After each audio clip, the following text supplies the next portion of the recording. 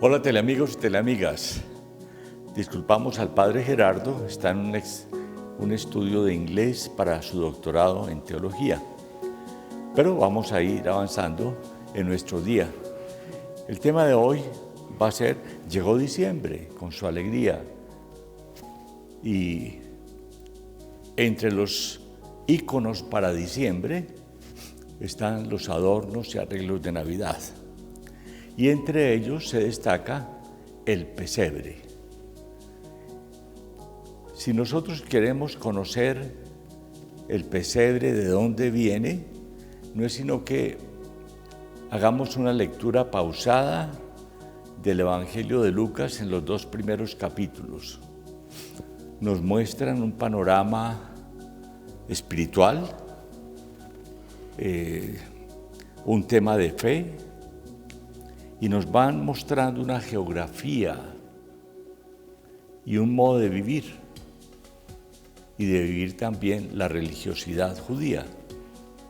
Entonces, el primer pesebre que existió fue hace 2000 años, 2020 años, con el nacimiento de Jesús. San Francisco, después, en su espiritualidad, en el deseo de conocer más la palabra, pues ve que el tema del pesebre se puede representar escénicamente. Y con el afán de él evangelizar y anunciar, pues se le ocurre hacer lo que hoy diríamos dramatizados o sociodramas, acercándose a la lectura del Evangelio de Lucas. Y entonces tuvo una idea genial, una experiencia fabulosa de dramatizar el Evangelio de la infancia de Jesús. Pero ya después vinieron los artistas y con su ingenio, su calidad humana y espiritual, comenzaron a hacer las figuras. Y ya vamos encontrando, pues, escultores maravillosos, artistas, que fueron dejando su sello en la historia precisamente a través de los pesebres. Cosa curiosa, hace unos años en Estados Unidos estaba con mi familia y fuimos a buscar un pesebre y encontramos en unos almacenes una cantidad de cajas de pesebres made in China. Los chinos haciendo pesebres y se vendían como pan, ¿no?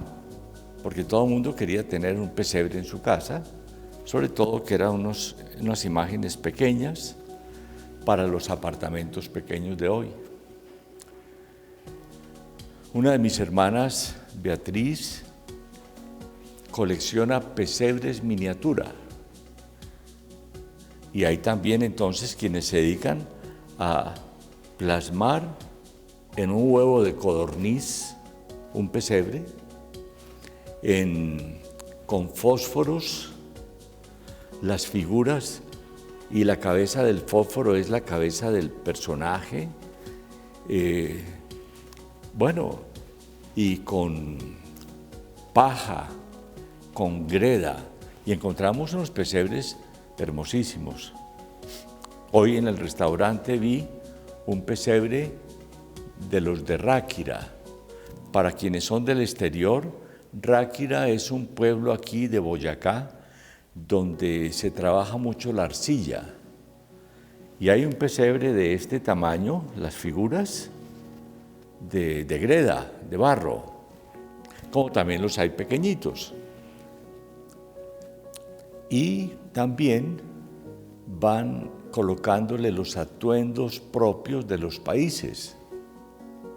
Y entonces usan la chamarra mexicana o el poncho peruano, etc. Van colocando de sí muchos elementos para embellecer esta experiencia del pesebre. Pero ¿Qué quiero dejar yo en este primer momento en sus mentes? La espiritualidad del pesebre.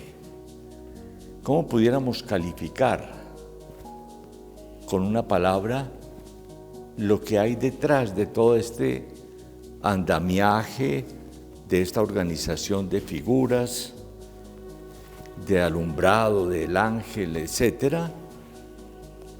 ¿Qué hay detrás? Yo creo que hay una palabra. Esa palabra nos ayuda muchísimo y es la palabra humildad. En teología se habla del anonadamiento, el hacerse nada. Dios Todopoderoso se hace un niño, se humaniza. Pues es un gesto de humildad extraordinario. Dios con todo su poder, con toda su sabiduría, y se nos presenta en forma humana. Entonces, de verdad que detrás de toda esta belleza del pesebre encontramos esa línea de espiritualidad, humildad. San Francisco, pues, se caracteriza por eso. Y yo creo que él mismo alcanzó a vivir en la pobreza, en la humildad, esta línea de la espiritualidad. De ser pequeños, de ser sencillos. Vamos a una pausa y ya volvemos.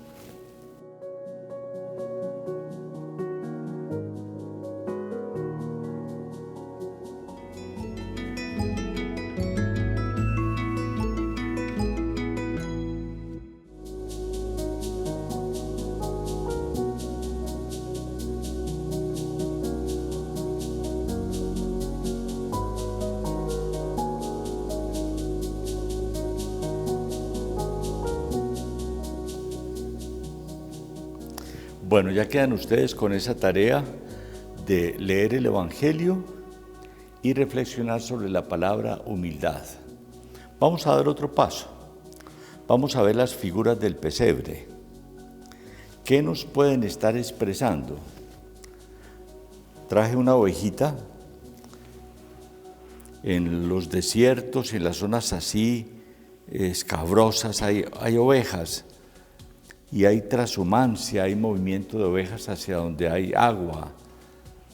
Y los pastores fueron los que llegaron de primeras al pesebre. ¿Qué nos puede decir esta oveja? Resulta que el Papa Juan Pablo II, posiblemente mirando el pesebre en un rato de meditación, se pudo haber inspirado y escribió un documento, Pastoris Dabo Vobis,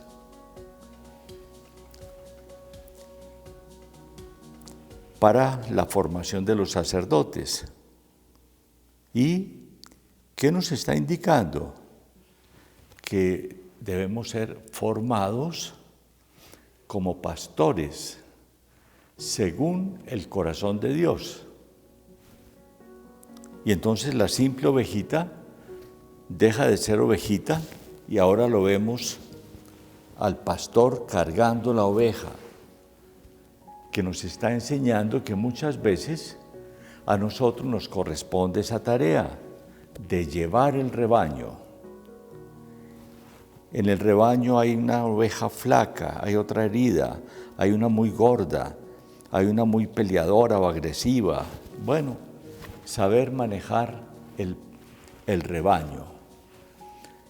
Y Jesús es el buen pastor. Entonces, detrás de la figura del pastor hay mucho más que nos puede inspirar, nos puede ayudar a la fe.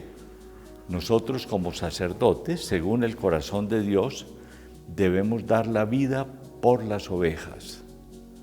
Y entonces, en nuestro pastoreo, pues en algunos casos nos toca llevarlas a Jesús, como los pastores llevaron sus ovejitas a Jesús, ¿Y qué hicieron esas ovejas allí? Dieron la leche. Hay un tema de alimentación. Dieron lo de sí, dieron la lana. Seguramente la cuna fue hecha con lana de oveja. Y ahí hicieron su aporte las ovejas. Veamos la figura de María, su expresión. Ella ha dicho una palabra muy importante que está ahí en el Evangelio. Hágase en mí según tu palabra. Y el ángel la dejó.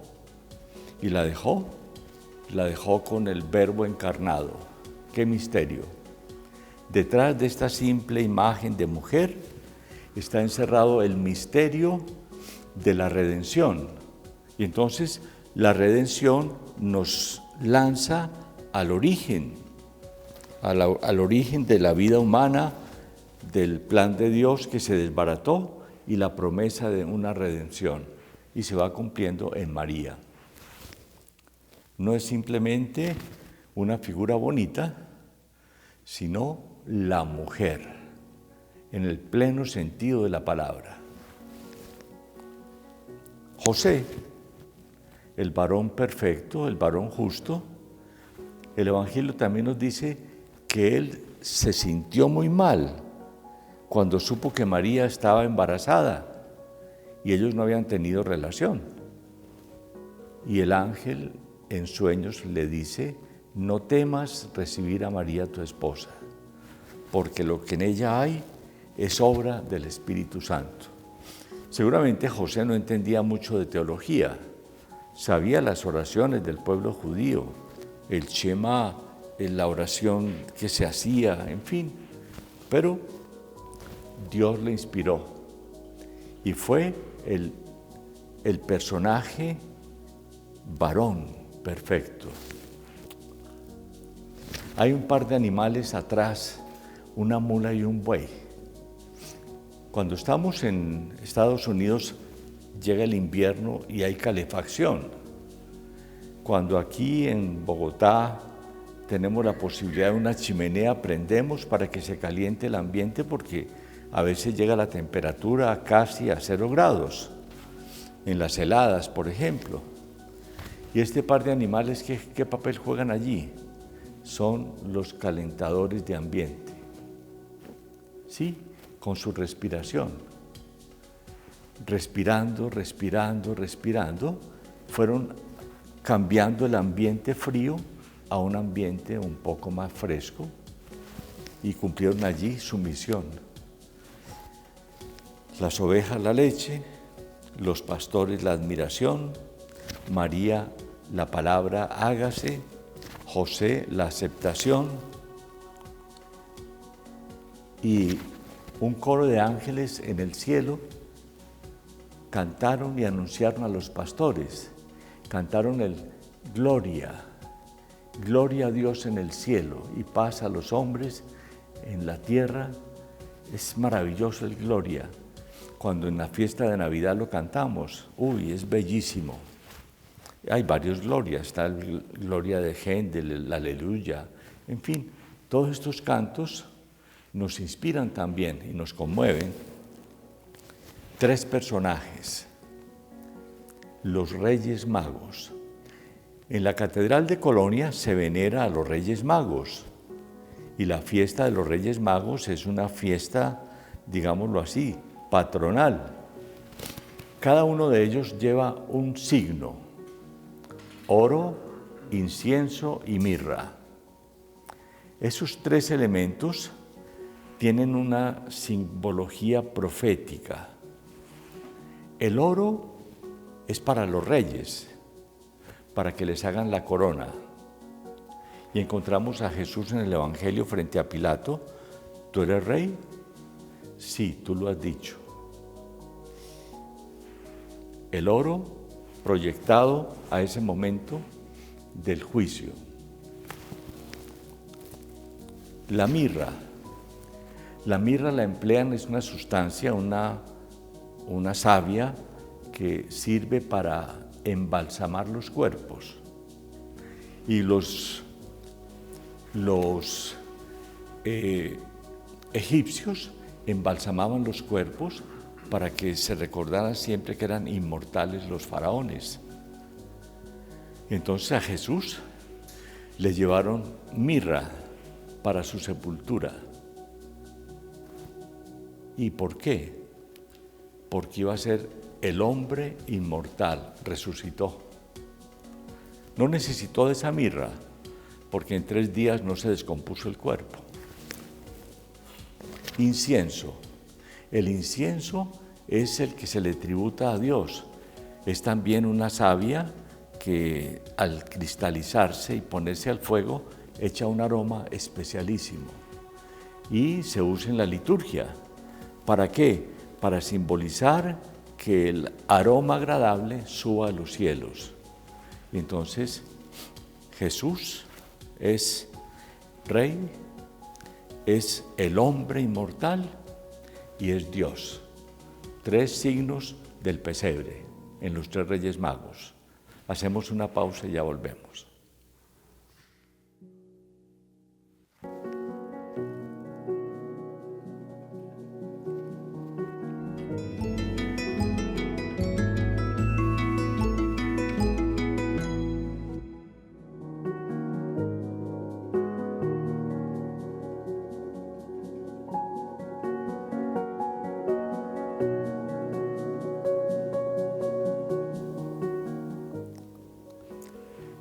Nos preguntan que cuántas figuras puede tener el pesebre.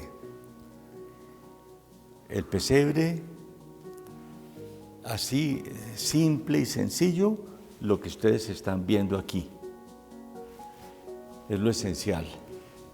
Pero unido a eso está la geografía de Israel, el desierto, los camellos en el desierto, están el tipo de construcciones en piedra, en carpas, etc.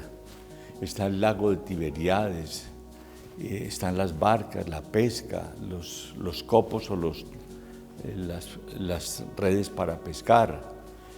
Hay muchos elementos que se van agregando a esto.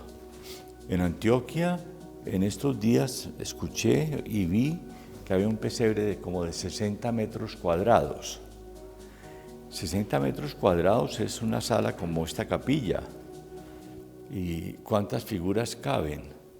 Bueno, pero vamos a hacer un ejercicio. Estamos en la época de construir el pesebre.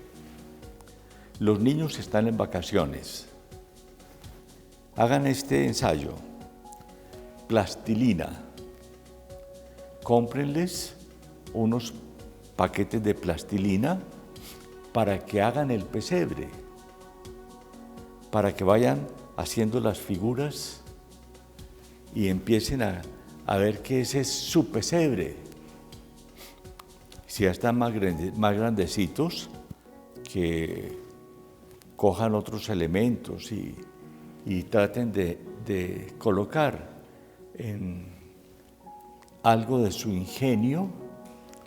Los niños y los jóvenes son ingeniosos y traten de ir haciendo el pesebre, porque salir a comprarlo pues es muy fácil, pero poner varios días a inventarse una casita, a inventarse el animalito, a coger palillos para las patas de los animalitos, que no se les vaya a doblar el muñequito de plastilina, entonces hay que ponerle una estructura de palo, etcétera.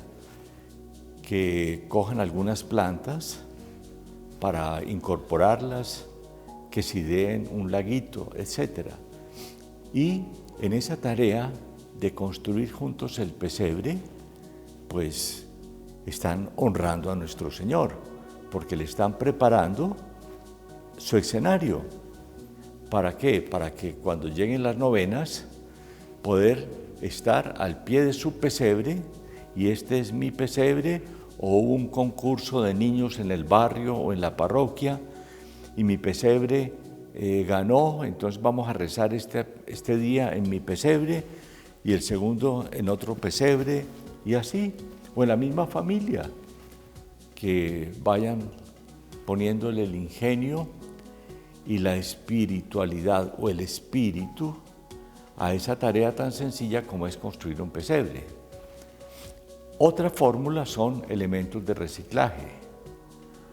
Y entonces, en una ocasión, vi un pesebre con botellas de plástico y estaba hecho en la entrada de una casa para ser visto por todos los vecinos.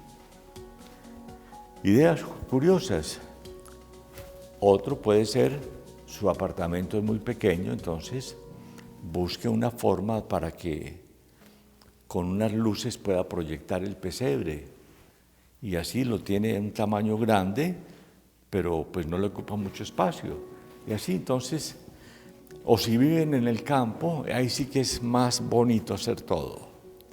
Porque en el campo puede estar el pesebre debajo de un árbol, a la orilla de un riachuelo, pues en un muro de piedra, en varios sitios, hacer el pesebre. Y el hacer el pesebre, recibir el mensaje de cada uno. Pastores según el corazón de Dios. Gloria a Dios en el cielo y en la tierra a los hombres que aman al Señor. Hágase en mí según su palabra. Aceptar a María y a Jesús y ser el padre adoptivo de Él. O brindarle algo de oro, de incienso o mirra. Y entonces estamos en familia viviendo el pesebre. Pero quiero dar el último paso. ¿Cómo está mi corazón? Porque Jesús va a nacer en mi corazón. Y ese es el principal pesebre, diría yo, para que yo busque, por ejemplo, cuando va a llegar alguien a la familia, hay que arreglar todo. Barramos la casa por dentro. Hagamos un pequeño esfuerzo de decirle a Jesús: oh Jesús, de la prisión del sagrario yo te quiero libertar. Ven conmigo, iremos juntos, todo lo recorrerás, las calles, las fábricas, los colegios y la universidad. Iremos juntos, amado, donde yo esté, tú estarás. ¿Por qué? Porque nació en mi corazón, porque le abrí el espacio, porque le dije: sí, quiero que tú vivas en mí como yo quiero vivir de ti. Es una alianza muy bonita, una alianza que se asemeja un poco a la de Santa Margarita María Alacoque, cuando dice: cuida tú de mi honra y de mis cosas, que yo cuidaré de ti y de las tuyas. Entonces, esa alianza de amor con Jesús, pues hará de nosotros un deseo de poder decir con mucha frecuencia: ven a nuestras almas, ven, no tardes tanto. Oh Jesús, ven a nuestras almas, ven, no tardes tanto. Señor, no nos dejes solos, ven a nuestras almas, ven, no tardes tanto. Que el Señor nos ayude a vivir la experiencia y la espiritualidad del pesebre desde el Evangelio a las representaciones en la parroquia, al pesebre en la casa y al corazón contrito, un corazón preparado para recibirlo. Que esta sea, si es la última Navidad, sea la mejor de la vida. Si tenemos oportunidad de otra, pues entonces la vamos a superar. Dios los bendiga a todos, bendiga sus pesebres, en el nombre del Padre, del Hijo y del Espíritu Santo. Amén.